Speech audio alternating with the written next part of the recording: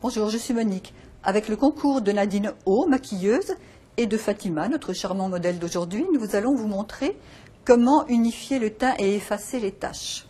Nous aurons besoin de différents produits. D'une part, une crème corrective qui a un très fort pouvoir couvrant, une poudre libre qui va effectuer la fixation, et également donc les pinceaux qui vont permettre de poser ces produits. Donc le visage de Fatima a quelques caractéristiques que l'on retrouve sur pas mal de peaux ethniques. D'une part, des petites taches sombres, notamment sur le front, qui sont dues à des cicatrices de boutons. Ensuite, on voit tout de suite que Fatima porte des lunettes parce que les frottements des lunettes a laissé les taches sombres de part et d'autre du nez. Et ça, c'est une caractéristique aussi, quelque chose d'aussi banal qu'un frottement peut assombrir la peau. Et nous voyons qu'elle a également sur le visage une tache claire. Donc on va utiliser une crème corrective. La crème corrective, c'est une formule qui est très dense, qui est très chargée en pigments et qui va donc venir recouvrir toutes les zones que l'on veut estomper.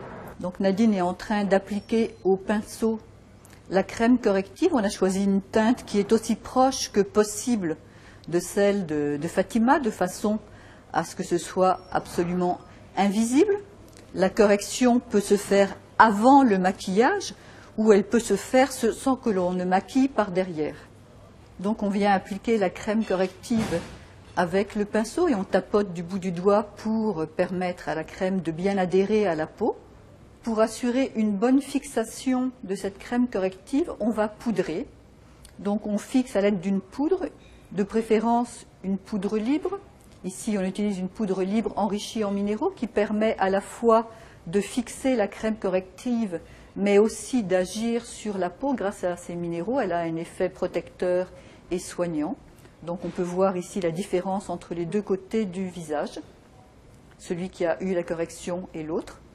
Pour finir et de façon à bien faire adhérer la crème corrective sur le visage, on applique un mouchoir en papier qui va permettre de bien faire fondre la crème corrective sur le visage et qui va en plus absorber les éventuels surplus. La correction doit être complètement transparente. Vous seul devez savoir qu'il y a eu une correction, mais ça ne doit pas se voir.